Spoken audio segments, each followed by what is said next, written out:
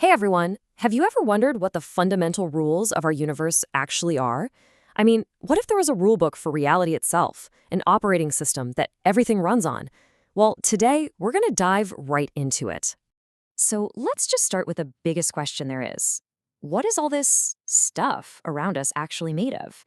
I mean, if you could just keep zooming in, way past the molecules, past the atoms, past everything you remember from chemistry class, what would you find at the very, very bottom?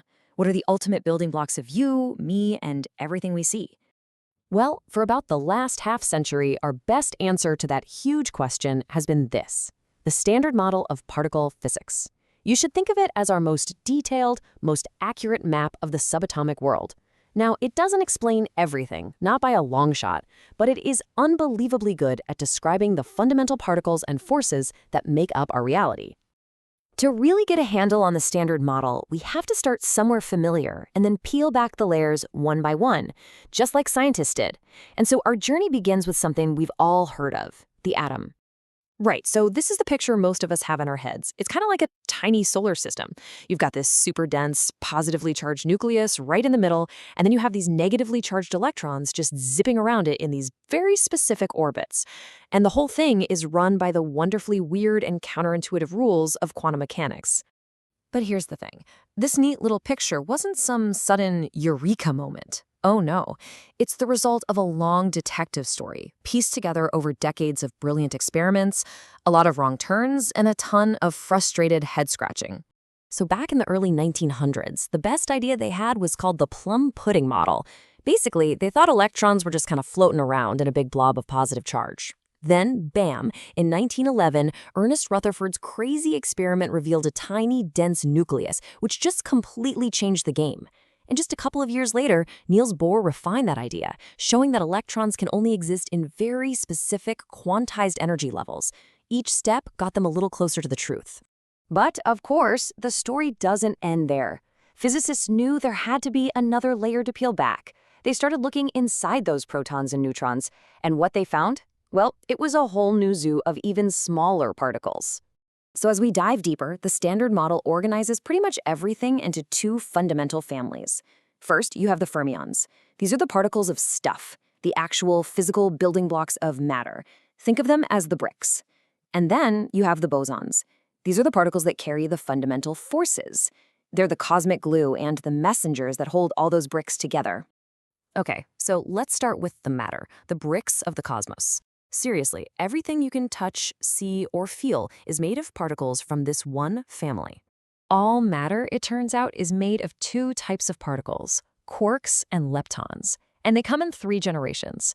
Now, the first generation is the one you really care about. It's got the up and down quarks, plus our good old friend the electron, and its ghostly little cousin, the electron neutrino. Those 4 particles literally make up all the stable matter in the entire universe. The second and third generations, they're basically just heavier, more unstable copies that only really show up in super high-energy events, like inside a particle accelerator. And this isn't just some abstract physics concept. This is literally what you are made of. Take a proton in one of your atoms. It's just 2 up quarks and 1 down quark stuck together. A neutron, it's 2 down quarks and 1 up quark. When you get right down to it, you are just a very, very finely tuned collection of these first-generation fermions. Okay, so we've got the building blocks of matter. We've got our bricks.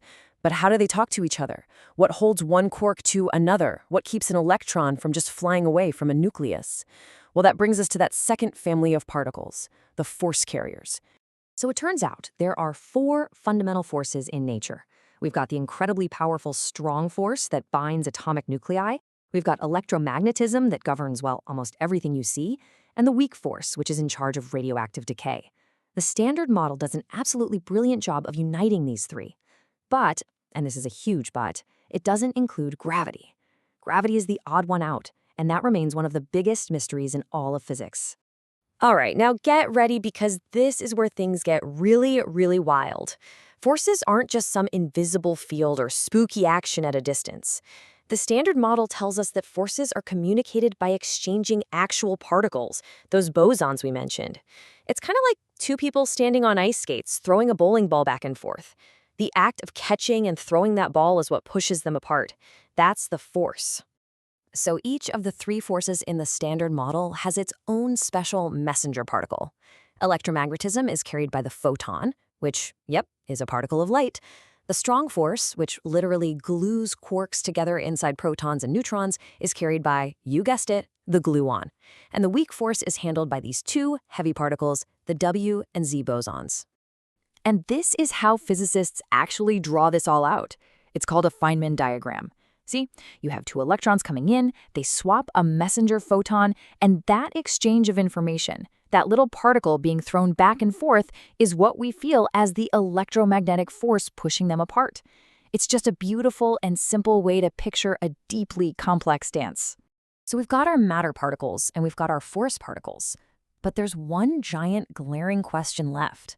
Why do any of these fundamental particles have mass in the first place? Why isn't everything just massless, zipping around at the speed of light? The answer is the final, and maybe most famous piece of the Standard Model puzzle, the Higgs boson. The theory predicted that the entire universe, all of empty space, is filled with an invisible energy field, now called the Higgs field. The Higgs boson is the particle that comes from that field. Okay, here's the best analogy for it. Imagine the entire universe is a crowded party. Some particles, like the photon, don't interact with the crowd at all, so they just zip right through at top speed. They have no mass. Other particles, like an electron, interact a little bit, so they get slowed down some. But then a really famous celebrity walks in, like the massive top quark, and they get absolutely swarmed by the crowd, making it really hard for them to move. Mass, in this picture, isn't something a particle has, it's a measure of how much it drags through this cosmic field. You know, the discovery of the Higgs boson back in 2012 was a monumental triumph.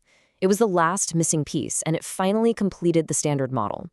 But as absolutely incredible as this theory is, we know for a fact that it's an incomplete map of reality. For all its success, the Standard Model has some huge blind spots. It has no particle for gravity. It can't explain the giant mystery of dark matter, that invisible stuff that holds galaxies together.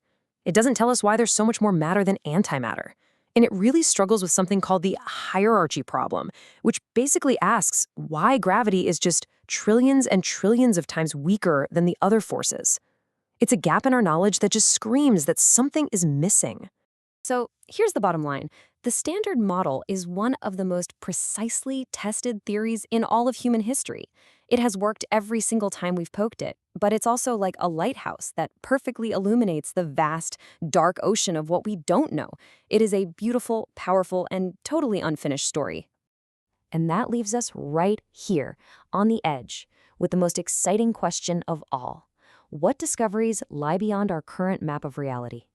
Could it be something like supersymmetry or string theory?